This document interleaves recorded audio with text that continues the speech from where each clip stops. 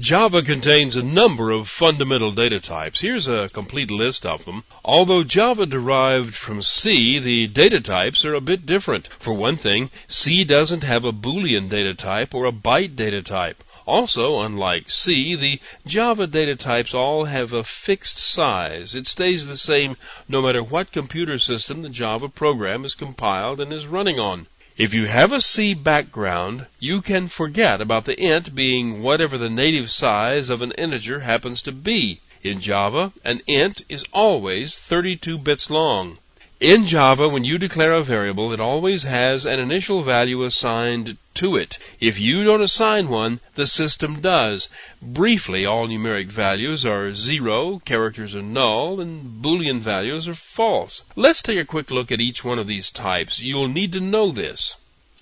A Boolean data type has no specific size, but it is conceptually 1 bit in size, and that bit is either on or off. It can only take on one of the two values, and these values are represented by keywords in the Java language.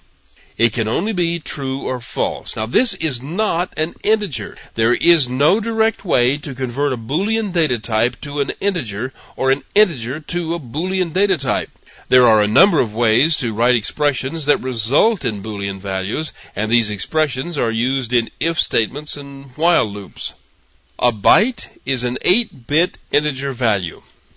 It can hold the values from -128 to +127. These are the values -2 to the 7th and 2 to the 7th minus 1. A byte is always a signed integer value, that is, it can always contain both positive and negative numbers.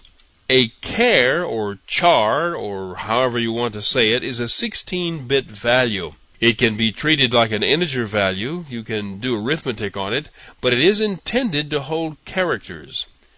While you can treat it like an integer, it has a couple of characteristics that no other integer data types have. First, it's unsigned.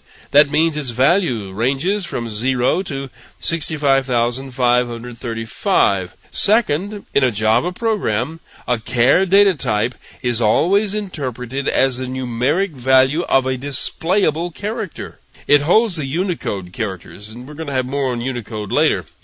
A short data item is also an integer value that is 16 bits long. However, it is a signed integer value. The values range from the negative number 2 to the 15th to the positive number 2 to the 15th minus 1. That's minus 32,768 to 32,767. An int data item is an integer value the next size up from a short. It's 32 bits in size.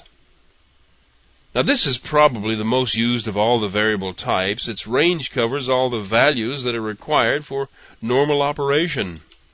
The values range from the negative number up to the positive number. That's the minus 2 to the 31st up to 2 to the 31st minus 1. The largest of all the integer types is the long data type. It is an integer value that is 64 bits long, and this range is enormous. This range is from the negative number minus 2 to the 63rd up to 2 to the 63rd minus 1. This range is so large it's almost ridiculous.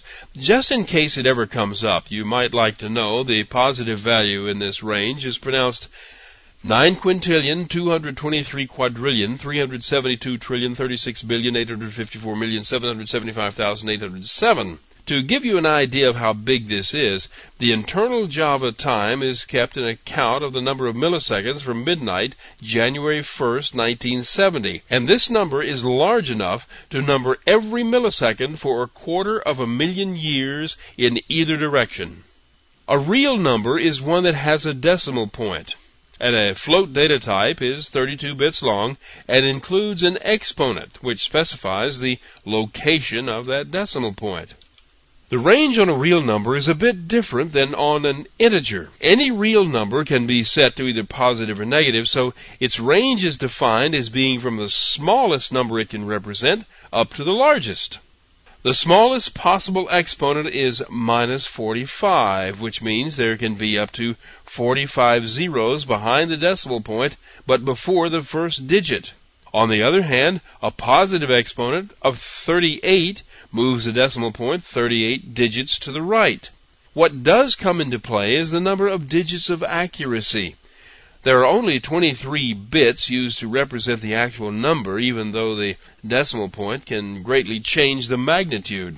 The other real number in Java is called a double.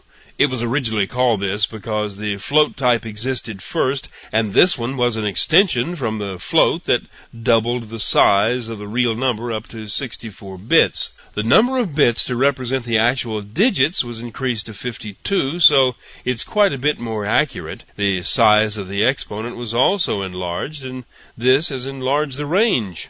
The range allows a number as small as 324 zeros following the decimal point, but coming before the first digit. And a number can be so large it has 308 places before the decimal point.